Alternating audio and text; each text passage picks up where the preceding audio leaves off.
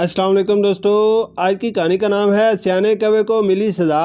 जंगल में एक नदी बहती थी और इस नदी के इर्द गिर्द पीपल के एक दरख्त पर कौवे का घोंसला था और दूसरे नीम के दरख्त पर मीना का घोंसला था। दोनों में गहरी दोस्ती थी। कौवा बड़ा चालाक और सियाना था, हर वक्त चालाकी से काम लिया करता था। इसके बरक्स मीना सीधी और रहमदिल जानवर थी और वो हर किसी के काम आती थी। इसके बरक्स कौवा सारा दिन जंगल में इधर से उधर उड़ता फिरता और जो खाने की चीज नजर आती झपट कर ले उड़ता। एक रात मीना के घर मेहमान आ गए। मीना खुशी खुशी खाना पकाने लगी। मेहमानों के बच्चे मीना के बच्चों के साथ खेलने में मसरूफ हो गए। इत्तेफाक से नमकदान में नमक खत्म था।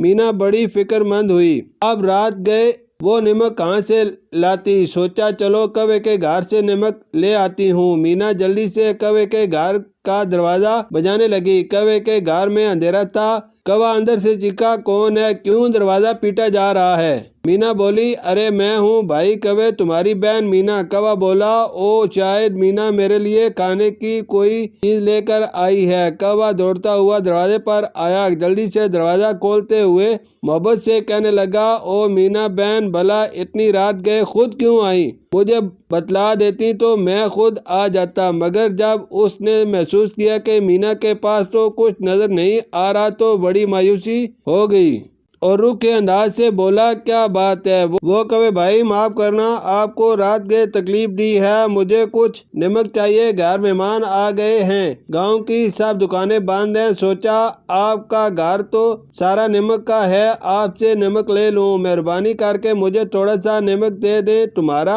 दिमाग तो खराब नहीं हो गया भी मीना। इतनी रात गए आकर ना सिर्फ मेरी नींद खराब कर दी बल्कि मेरा मूड भी खराब कर दिया। लो भला मेरे घर नमक का गोदाम हो गया जो निकाल कर दे दूं। जाइए जाइए अपना काम करें। मीना बोली, आपका घर नमक का है, वैसे भी जड़ जड़ कर दीगर जगहों पर गिरता रहता है, थोड़ा सा निकाल कर दे दो, खाने में डालना है। अरे जाओ जाओ, क्या मुझे परेशान करने आ गई हो। कौवे ने गुस्से से आंखें निकालते हुए कहा। मीना कौवे की तर्ज अमल से बड़ी हैरान हुई। वो सोच भी नहीं सकती थी कि कौवा इतना मगरूर और एहसान फरामोश होगा। इसने कहा, ए कौवे भाई, कुछ तो ख्याल करो। मैं हर वक्त तुम्हारे काम आती रहती हूँ और कभी तुम्हें किसी जरूरत पर मायूस नहीं किया है। आज पहली बार मजबूरी में तुमसे जरा नमक मांगने आ गई।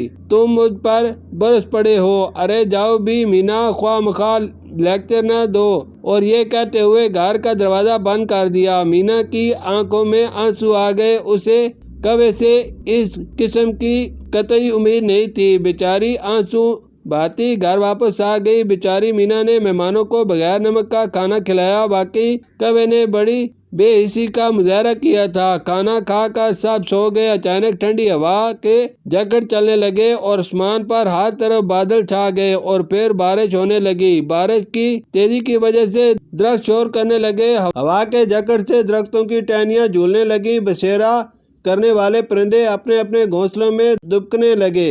मीना का घर तो मोम का बना हुआ महफूज था, बारिश से और महफूज हो गया। मगर कौवे का घर जो नमक का बना हुआ था, बारिश के एक ही रेले में तीतर बीतर होकर पानी में बहकर खत्म हो गया। कौवे का बुरा हाल हो गया। सारा दिन भीगता हुआ इधर से उधर छुपने की कोशिश करने लगा। किसी जानवर ने भी इससे इजहार हमदर्दी नहीं किया।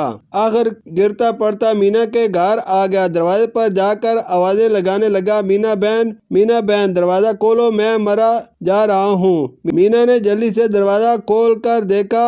कौवा बुरी तरह बारिश में भीगा हुआ सर्दी से थर थर कांप रहा है। मीना ने जल्दी से कौवे को घर में बुलाया और एक कमरे में ले जाकर उसे गरम गरम बिस्तर पर लेटाकर उस पर लिहाफ डाल दिया। गरम चीजें खाने को दी। कौवा बड़ा शर्मिंदा हो रहा था कि इसने मीना के साथ कितना खराब सलूक किया था। मीना भी इसे मना कर सकती थी मगर मीना ने मेरे से बदला नहीं लिया। वो अल्लाह से तौबा करने लगा। सुबह मीना गरम गरम चाय और अंडा लेकर कौवे को नाश्ता करवाने के लिए कमरे में पहुंची और आवाज देते हुए बोली, उठिए कौवे भाई, नाश्ता कर लें। बार बार आवाज देने पर भी कौवा नहीं बोला। मीना ने घबरा कर लाफ उठाकर देखा, कौवा मरा पड़ा था। उसे अपने सलूक और जुल्म की सजा मिल चुकी थी। जो जैसा करेगा वैसा ही भरेगा। शुक्रिया।